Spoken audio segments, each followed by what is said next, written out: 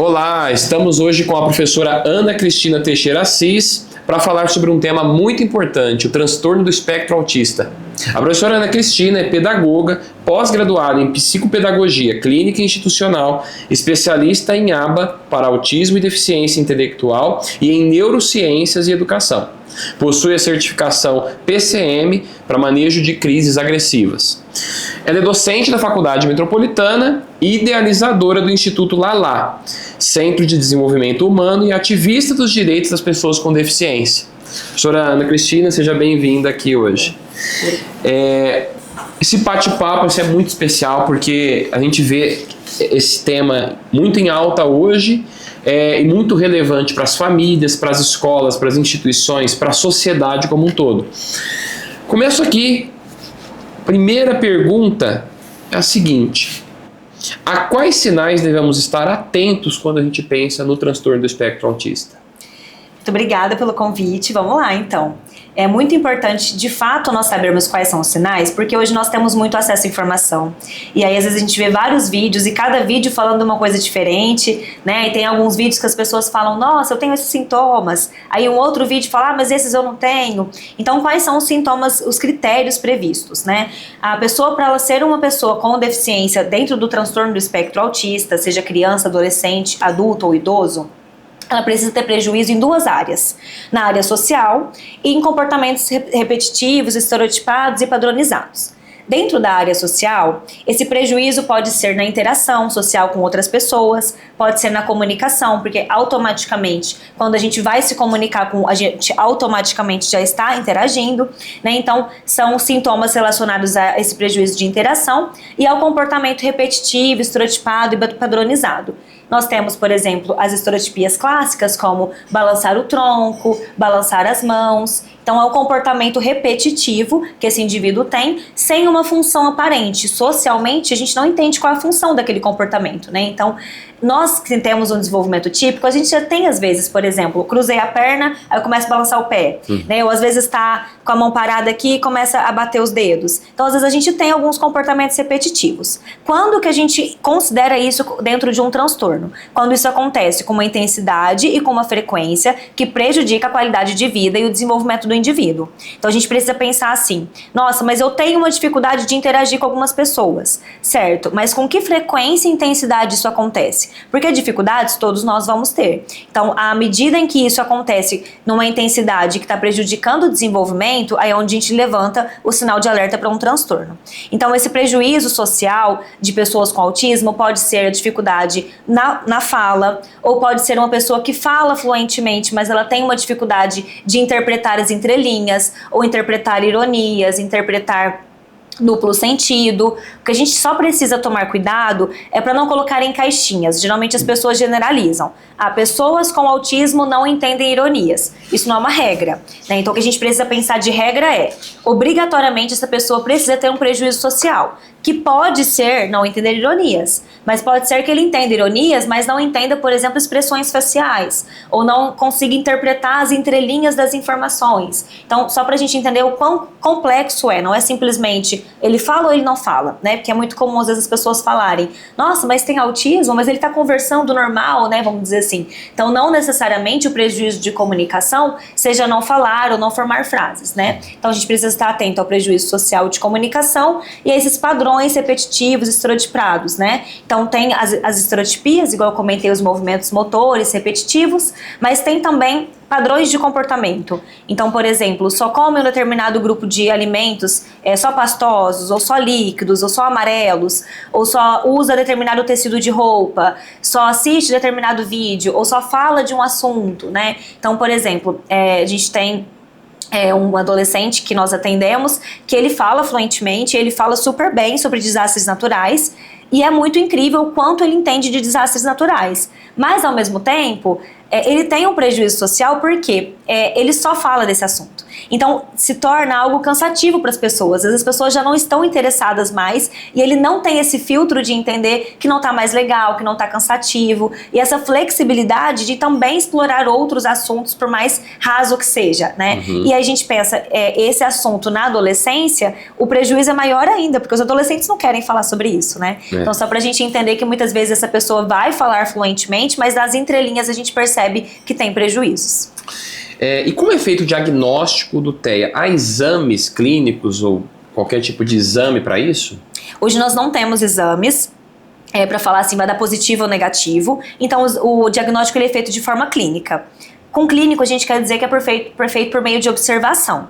Mas claro que observação não pode ser achismo, né? A gente não pode virar e falar, eu acho que tem autismo porque balançou o tronco. Ou, não, acho que não é autismo não, porque o meu sobrinho tem autismo e ele não faz isso. Então, porque aí a gente está se baseando em opinião, né? Então, o que a gente precisa pensar? Nós temos protocolos validados e é necessário a aplicação desses protocolos para que a gente tenha uma referência. Então, para eu afirmar que esse indivíduo ele tem uma dificuldade, qual é a referência que eu tenho? Por exemplo, eu não posso virar e falar que uma criança de 4 anos não saber raiz quadrada, ela está atrasada, ela precisa fazer terapia. Porque qual é a referência para eu afirmar que uma criança de 4 anos deveria saber raiz quadrada? Né? Então, às vezes, isso também é um filtro que a gente precisa ter de até que ponto é uma dificuldade que é comum nessa idade, está relacionada ao ambiente, a personalidade e até onde a gente está falando de um transtorno. Então nós temos protocolos padronizados como o VB-MAP, ABLS, AQ10, alguns são em formato de alguns testes que a gente aplica com os pacientes e outros são em formato de entrevista. É muito comum também, muito indicado, a avaliação neuropsicológica quando a gente pensa já em adolescentes, em adultos que têm uma vida funcional. Porque o que a gente fala se o sujeito ele tem 30 anos e ele não fala nada, ele usa fralda, ele tem comportamentos muito intensos, não necessariamente você precisa ser especialista para observar que ele não está com desenvolvimento adequado. Mas quando a gente pensa num jovem que tem um desenvolvimento, consegue ser inserido no mercado de trabalho, às vezes fazer um ensino superior e ainda assim tem dificuldades, a gente vai precisar de testes mais elaborados, então é onde a neuropsicóloga entra. Então os terapeutas fazem a aplicação dos testes e encaminham para o neurologista ou psiquiatra que fecha esse diagnóstico. O que nós temos hoje? Um único exame que contribui, mas ele não é um padrão para diagnóstico. O exame que avalia o DNA, porque nós sabemos que o autismo, ele tem uma causa genética. Então, por exemplo, eu sou de Franca, lá nós não temos esse exame, mas aqui em Ribeirão nós temos. Muito comum as famílias virem para cá para fazer, que é onde faz um mapeamento genético para entender qual é a porcentagem de chances dessa genética vir com alguma alteração que pode ser o transtorno do espectro autista ou outras síndromes.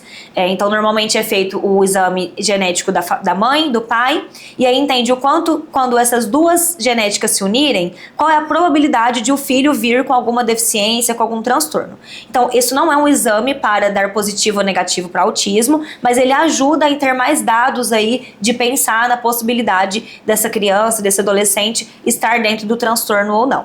Mas de padrão, são aplicações de testes, encaminha para o médico e o médico faz o fechamento do diagnóstico. Qual médico? Qual a especialidade médica? Neurologista ou psiquiatra. Quando a gente pensa na infância, é mais indicado normalmente o neuropediatra, né, o psiquiatra infantil. Agora, na vida adulta, normalmente o psiquiatra, ele costuma ter, porque a psiquiatria ela tem um ano a mais onde estuda unicamente o DSM, então normalmente aprofunda um pouco mais e é mais indicado a psiquiatria quando a gente pensa já aí na vida adulta. Mas quando é criança, o neuropediatra também pode fechar esse diagnóstico.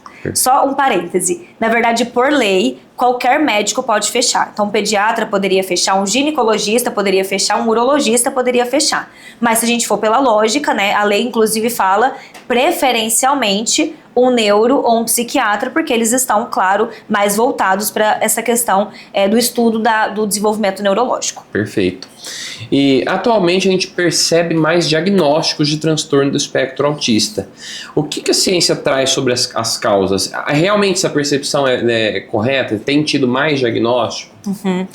De fato, a gente sabe que hoje nós temos muito mais acesso à informação, então isso justifica, sim, o aumento dos diagnósticos, o acesso à informação, o acesso à compreensão do transtorno, né, porque antes eram consideradas pessoas com deficiência apenas se você babava e batia a cabeça na parede, falando muito grosseiramente, assim. Então, hoje a gente entende que é muito mais complexo do que isso, e isso faz com que as pessoas tenham mais diagnósticos, né. Antigamente chamava de mongoloide, de lerdo, né, então todos os várias terminologias pejorativas e não entendiam que era um transtorno. Então hoje, de fato, nós temos mais diagnósticos e não necessariamente mais pessoas com deficiência nascendo.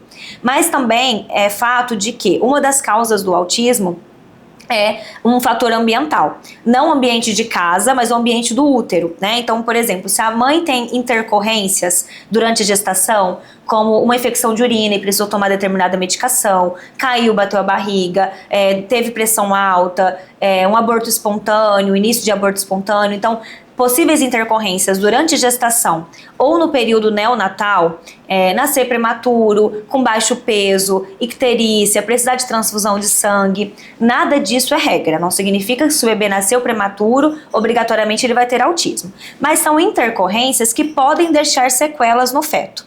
E aí, se a gente pensa, antigamente, a gente não tinha uma UTI neonatal, uma ciência tão desenvolvida com tantas tecnologias, tanto que a mortalidade infantil era muito maior. Hoje, o índice de crianças que não resistem é muito menor. A gente tem uma UTI muito bem desenvolvida. Consequentemente, a gente está recebendo na sociedade mais crianças com sequelas. Então, crianças que antigamente não sobreviveriam, hoje sobrevivem, mas muitas vezes ficam com sequelas dessas intercorrências. Então, isso também justifica o fato de hoje nós termos mais diagnósticos. Muito interessante. Eu mesmo não sabia de nada disso. Quais os tratamentos para os sintomas do transtorno do espectro autista? Isso é uma pergunta muito importante, porque a última pesquisa que foi feita, em 2025, inclusive, é que a cada 31 crianças que nascem, uma tem autismo. Há 20 anos atrás, que se a gente para para pensar, é pouquíssimo tempo, era uma para cada 150. Hoje a gente está uma para 31. Então, é um número muito considerável. Com isso, né, como você mesmo disse no início, é um tema que está muito em alta, nós estamos falando muito sobre isso, e com isso a gente tem um mercado interessado, né? Então é muito importante a gente entender o que a gente tem com tratamento que de fato tem evidência científica e o que é, às vezes, um mercado querendo oferecer um tratamento que até o momento, às vezes, a gente não tem nenhuma comprovação de eficácia. Então o que nós temos hoje com evidências? Análise do comportamento aplicada, que é uma ciência que inclusive a Metropolitana oferece uma especialização, que é uma ciência que estuda o comportamento humano. O ABA. O ABA, o famoso ABA. Até muita gente acha que é um método para autistas. Na verdade, é uma ciência que estuda o comportamento humano, e dentro desses estudos eles aplicaram para pessoas com autismo e tiveram evidências avassaladoras, assim. Então, por isso o ABA é tão famoso para autismo, né? Então, a análise do comportamento aplicada é uma ciência, uma das maiores evidências hoje para o tratamento do autismo. A integração sensorial, que é uma formação específica para terapeutas ocupacionais. Então, isso também é um ponto muito importante para enfatizar, porque muitas vezes a gente tem visto alguns profissionais, por exemplo, pedagogos, fazendo pós em integração sensorial. Então, pelo CREFITO, né, pelo Conselho de Classe, essa é uma especialização específica para TO, diferente do ABA. O ABA qualquer profissional pode fazer. Então, até porque ele é aplicado a diferentes áreas, né?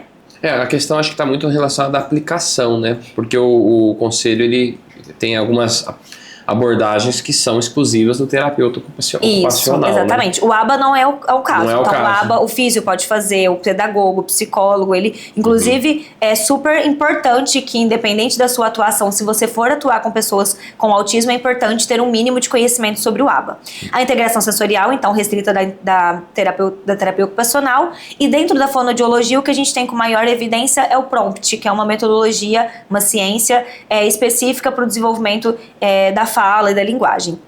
Então, a gente tem essas 3 áreas principais. É claro que não é um critério diagnóstico pessoas com autismo terem prejuízos motores, mas se, além do autismo, ele também tem prejuízo motor, vai ser indicado uma fisioterapia. Mas é importante a gente entender que aí a gente já está falando de uma pessoa. Então, qualquer pessoa que tem um prejuízo motor, ela precisa fazer fisioterapia. Aí a gente não está falando especificamente de autismo, né?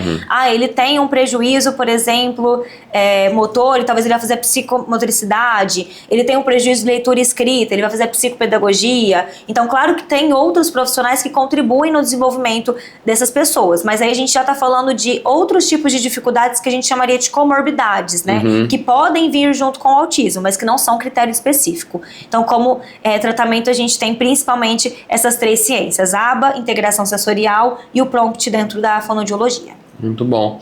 E as escolas estão preparadas para lidar com o transtorno do espectro autista?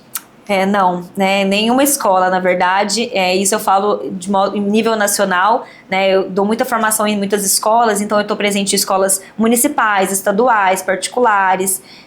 E aí, a verdade é que estamos todos aprendendo, né? É claro que a gente tem, infelizmente, escolas que a gente vê que não estão investindo de fato em compreender, porque o que eu costumo falar a gente tem os profissionais que estão aprendendo, estão atualizando, estão buscando, e nós temos, infelizmente, instituições que não estão interessadas em investir em melhorias para esse público, né? Então, a gente está ainda num progresso, está entendendo isso, né? A gente está até agora com um projeto de lei recente falando sobre fechar as escolas especializadas, porque com a ideia de que agora as pessoas com deficiência precisam frequentar apenas escolas regulares, escolas comuns. E ao ver da ciência, não faz muito sentido essa ideia, porque a gente entende que nós temos um público que hoje é mais beneficiado numa escola especializada do que numa escola comum.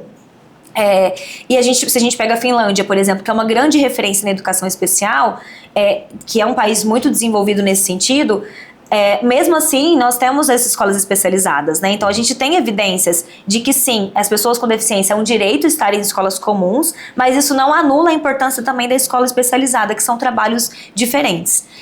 O que eu costumo ouvir muito as escolas falando, os professores falando, é que a inclusão ela é muito bonita na teoria e na prática não. Só que eu sempre pergunto para esses professores, eu falo, mas você leu as evidências científicas que comprovam a eficácia da inclusão? O artigo, você pegou o artigo para ler? E a maior parte não leu.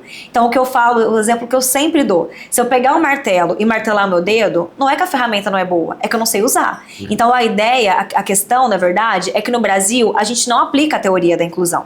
O que acontece nós tivemos aí alguns pesquisadores que falaram, vamos fazer uma pesquisa? Vamos pegar essas crianças com deficiência que até então não podiam frequentar escolas comuns, vamos pegar um grupo e colocar na escola comum. Vamos ver se elas conseguem se desenvolver.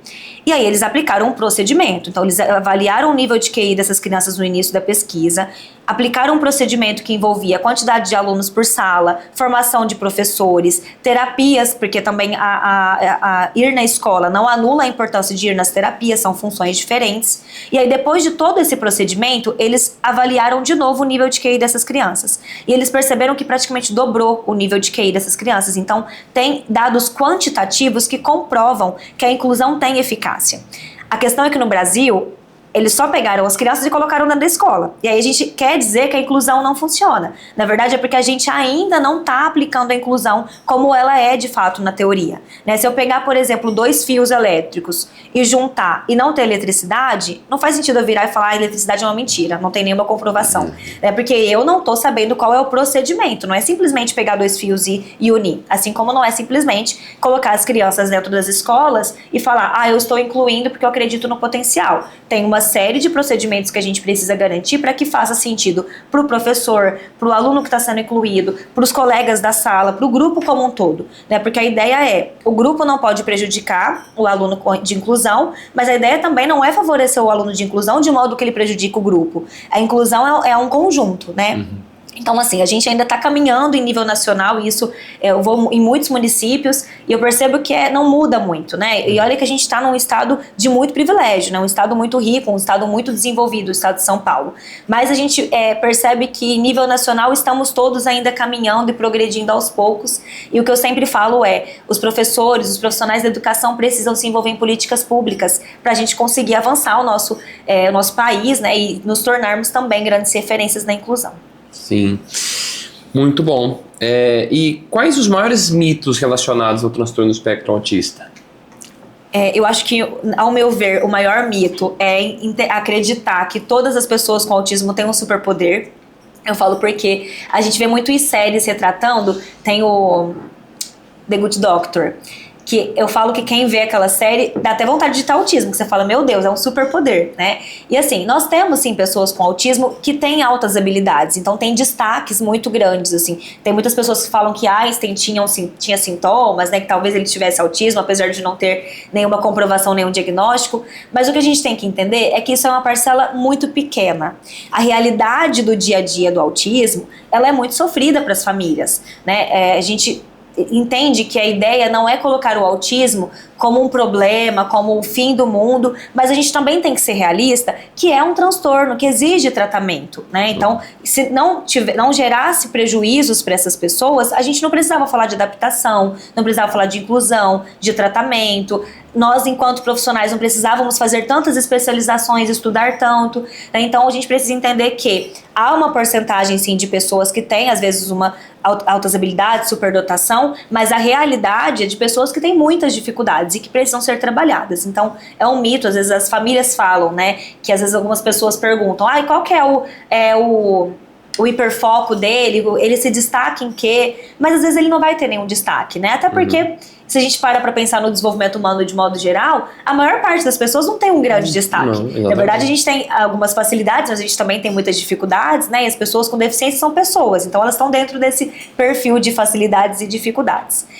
A gente tem também um mito de andar na ponta dos pés, né, como se andar na ponta dos pés fosse um critério. Eu vejo muitas famílias, às vezes, muitas mães ficarem preocupadas, nossa, meu filho tá andando na ponta do pé, você acha que ele pode ser autismo, ter autismo? Mas isso nem é um critério, assim, por mais que muitas pessoas com autismo andem na ponta dos pés, não é um critério. Então pode ser que a criança ande na ponta dos pés, mas se ela não tiver um prejuízo social, um prejuízo de comportamento repetitivo e estereotipado, ela nem tem critério para isso, né? E eu vejo que muitos vídeos no Instagram trazem esse sintoma, então no senso comum muitas pessoas falam sobre isso, e às vezes as pessoas estão preocupadas. E a questão do contato visual também, né? Às vezes as mães falam, meu filho não tá me olhando, será que ele tem autismo? E eu, por exemplo, tenho um adolescente lá no instituto que ele tem autismo e ele conversa com a gente o tempo todo assim, o tempo todo que ele tá falando, ele tá assim. Então ele não tem um prejuízo de contato visual, na verdade ele tem um excesso. E aí, se a gente para pra pensar na interação social, normalmente o contato visual a gente estabelece, a gente desvia, depois a gente volta, a gente não fixa na pessoa, porque isso até intimida, né? Então, só pra entender que não é simplesmente olha nos olhos, não olha, eu vejo que isso é um mito que as pessoas ficam muito presas, e também pensar que às vezes a família não exige que a criança olhe, que às vezes a criança vem falar com o pai e a mãe tá aqui, com a mãe, e a mãe tá aqui no celular. Fala, tô te ouvindo. Então, às vezes você não ensinou a criança a olhar nos olhos. Às vezes não tem a ver com autismo, tem a ver com o ambiente que ela tá inserida, tem a ver com a correria que vive, né? Então, fala rapidinho. Então, tem alguns mitos, assim, que às vezes as pessoas ficam muito preocupadas e às vezes nem tá relacionado ao transtorno, assim. Mas eu acho que o principal é a gente entender a realidade que as famílias vivem, que é uma realidade de muita luta e que às vezes a sociedade vendo de fora romantiza muito, assim, de é muito especial. Eu falo que às vezes a sociedade fala, porque essa mãe é muito guerreira, mas ninguém quer ser guerreira no lugar dela, né? Porque é muito sofrido. Você tem que brigar por matrícula na escola, você tem que brigar para ele ser incluído, você tem que brigar para ele permanecer na escola porque você precisa trabalhar e a escola liga toda hora para buscar por qualquer motivo que acontece. Você tem que brigar para a família incluir, porque às vezes a família já não chama mais para festa de aniversário. Ele é muito agitado, ele grita muito, nem vamos chamar. Então, essa família vai se vendo cada vez mais excluída da sociedade, né? Então, a gente fala que é até uma bolha, assim, né? Que quem às vezes não tem pessoas com deficiência na família, não imaginam a realidade que as famílias vivem, né? De às vezes o filho tem 10 anos e ela não sabe qual é a voz do filho, o filho nunca falou mamãe, né? Ou às vezes o filho não consegue expressar se tá com dor, se não tá. Né? Então são lutas muito grandes, e por isso a gente precisa de leis que respaldem, que tragam tratamentos e oportunidades, principalmente. Muito bom, é muito esclarecedor, né? A gente realmente, tudo isso que você coloca como mitos são coisas do senso comum que estão muito difundidas. Para encerrar, caminhamos agora para o encerramento. Daria para conversar muito mais. Se deixar, eu fico o dia todo. Mas tem uma pergunta que tem sido recorrente entre os nossos milhares de alunos na área da inclusão, especialmente alunos que estão em cursos relacionados ao transtorno do espectro autista, que é o CID-10. CID-11. Desculpa, CID-11. Isso. O CID-11. Você pode falar a respeito do CID-11? Explicar a que se refere, se já está em vigor no Brasil, como que funciona isso? Sim. Muitos alunos questionam, né? Nossa, mas no conteúdo já não está trazendo o CID-11, o que a gente precisa entender? Então vamos lá. Nós temos 2 documentos principais oficiais para fechar o diagnóstico, que é o CID e o DSM. CID-10, CID-11, porque ele vai sendo atualizado. Então hoje nós estamos na 11ª versão do CID. DSM-5 porque ele está na 5ª versão. Então, o que acontece? Ele vai sendo atualizado, só que ele leva um tempo para ele ser traduzido para o português, para ele entrar em vigor no Brasil. Então, por quê? São os documentos principais que os médicos se baseiam para fechar diagnósticos.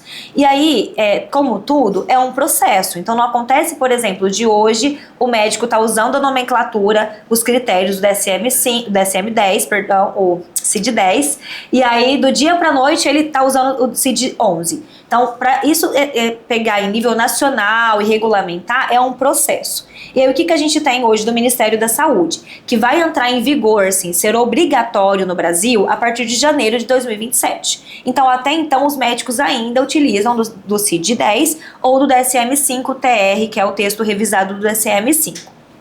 E aí, com isso, nós não temos ainda acesso a todo o documento da forma como precisa ser. Por isso que, nos cursos, a gente prefere trazer o documento mais atualizado, que é o DSM-5-TR, que é de 2022, porque também se a gente pega o CID-10 é de 1990, então realmente está muito desatualizado. Pega o que a gente pensava de autismo em 1990, né? Então, com certeza, ele é um documento muito desatualizado. Por isso, nós usamos o DSM-5-TR. Então, a gente já teve acesso a novas nomenclaturas que virão no CID-11. Então, o que é a principal alteração que vai ter dentro do transtorno do espectro autista? Hoje, o diagnóstico pelo CID-10 e pelo DSM-5-TR é transtorno do espectro autista. Fala isso. E aí o médico determina se é nível 1, nível 2, nível 3, que é qual que é o nível de ajuda que esse indivíduo precisa. Então, ele precisa de ajuda para se vestir, para atravessar a rua, para falar, para comer. Então, quanto mais ajuda ele precisa, maior o nível de suporte. Então, por exemplo, nível 3. Quanto mais independência ele tem, menor o nível de suporte nível 1. O CID-11, ele já vai trazer uma nomenclatura onde vai especificar. Por exemplo, vai ter um código para transtorno do espectro autista com deficiência intelectual.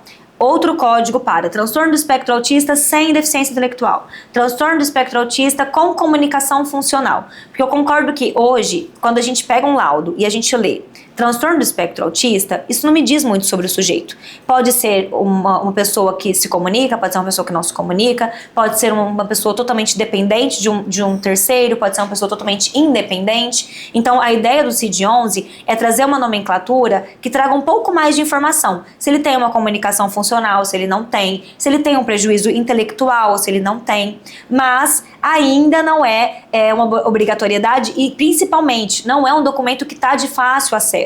Então, a gente tem alguns órgãos principais que liberaram, por exemplo, essas informações, que vão ter novas nomenclaturas e tudo, mas eu acho também que é muito sério a faculdade de trazer um documento sem consultar no documento oficial, né? Então, a gente tem, igual eu comentei, alguns órgãos que trouxeram informações, mas a gente não consultou no DSM-11 ainda, né? Então, acho que até no CID-11, perdão.